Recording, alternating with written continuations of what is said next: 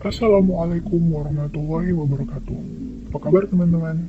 Ya, sebelum kita lanjut, mari kita berdoa semoga ilmu yang akan dipelajari bermanfaat dan membawa berkah bagi kita semua. Amin ya robbal alamin.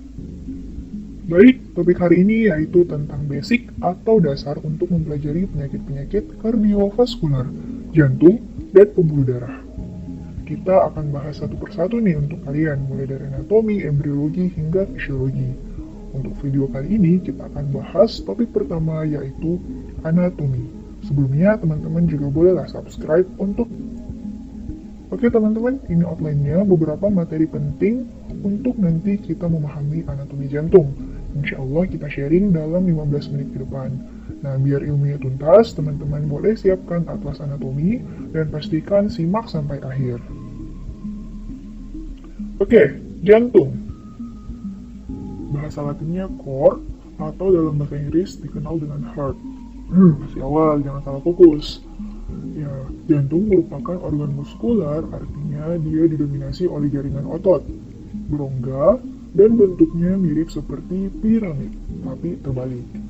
Dan terletak dalam sebuah selaput yang dinamakan dengan perikardium. Nah, ini jantung di dalamnya.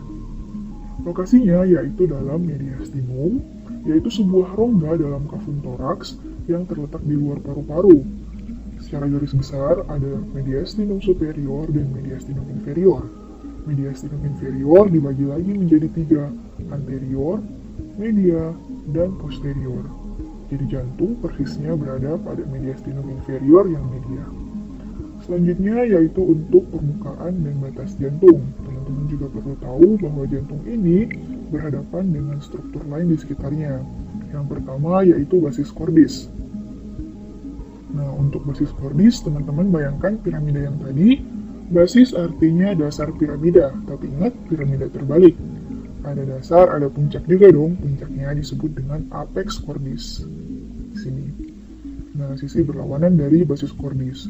Sebagian basis cordis terbentuk dari atrium sinistra, atrium dextra, dan pembuluh-pembuluh darah. Permukaan selanjutnya yaitu facies sternocostalis. Sesuai namanya, jadi ini adalah bagian jantung yang menghadap ke daerah sternum di anterior. Sebagian besar terdiri dari ventricle, baik dextra maupun sinistra, dan juga dari atrium dan auricula dextra.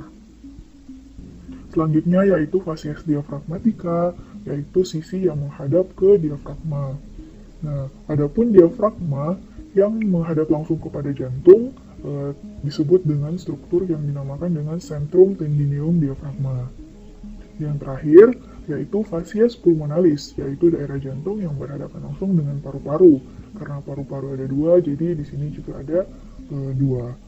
Dan dari sini kita juga dapat membagi 2 margo jantung, yaitu batas sisi kanan disebut dengan margo acutus, dan sisanya yang lebih pendek disebut dengan margo obstructus di sebelah kiri.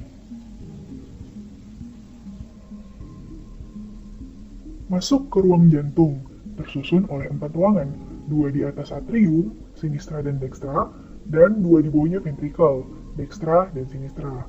Sekarang kita eksplor satu persatu. Atrium dextra.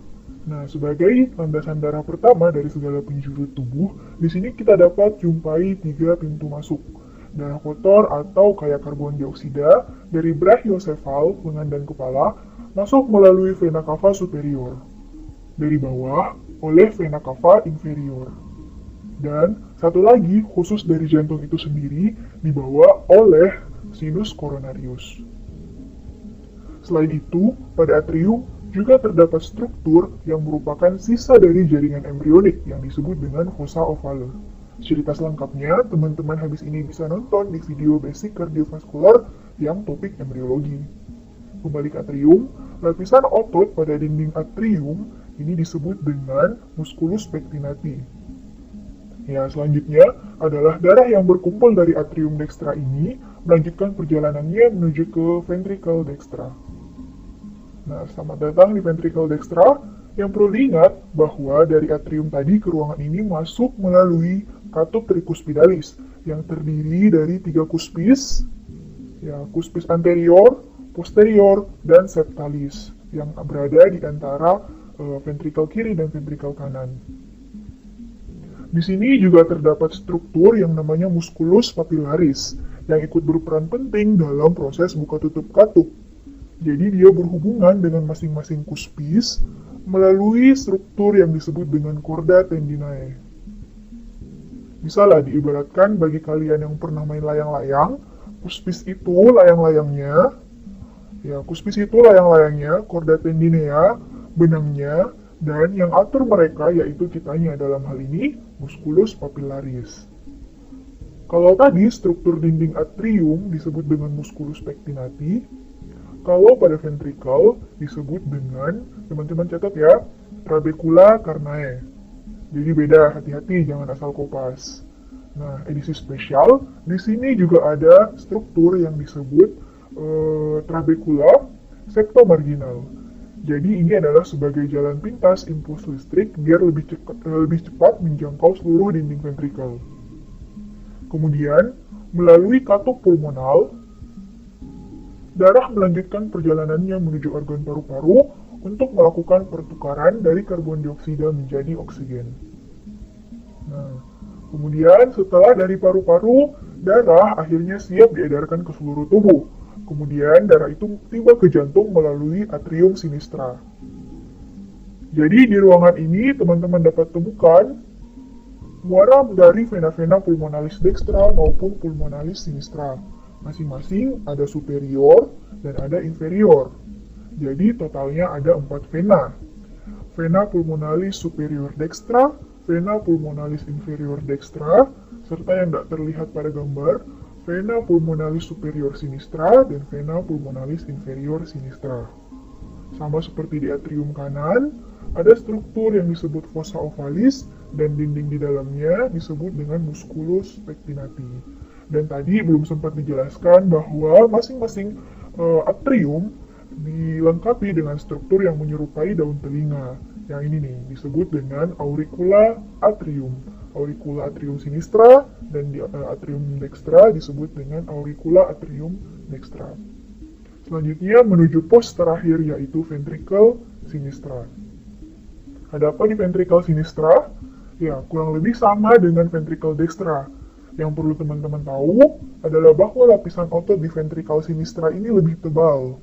Karena memang bebannya lebih berat, harus pompa darah ke seluruh tubuh. Sedangkan ventricle dextra hanya ke paru-paru. Ya, sama lah seperti hidup. Semakin berat beban atau ujian yang dihadapi, insya Allah akan membentuk pribadi yang lebih strong.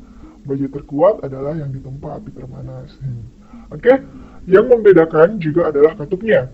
Jadi, tadi antara atrium dan ventricle dextra, yang memisahkan adalah katup tricuspidalis yang memiliki 3 katup.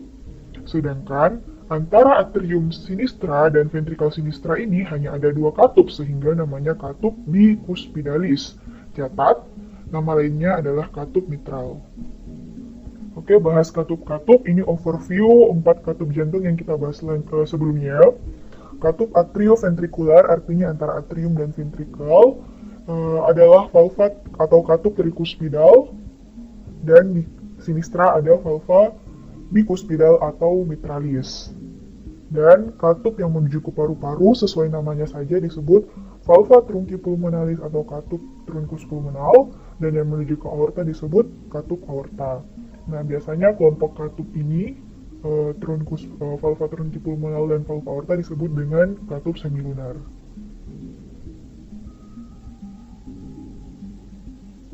Tidak kalah penting, kita juga perlu membahas mengenai rangka jantung. Per definisi, rangka jantung ini adalah cincin-cincin fibrosa atau jaringan ikat yang mengelilingi ostium atau lubang katup-katup yang tadi kita bahas. Nah, seperti ini disebut dengan annulus fibrosus sinistra. Kemudian ini adalah annulus fibrosus dextra. Selanjutnya ada trigonum fibrosum sinistra antara aorta dan atrioventrikular. Kemudian trigonum fibrosum dextra antara kedua katup atrioventrikular dan katup aorta. Selain itu, informasi yang bisa didapat juga pada potongan transversal ini, teman-teman bisa lihat bahwa katup pulmonal itu lebih di anterior atau lebih di depan dari katup aorta.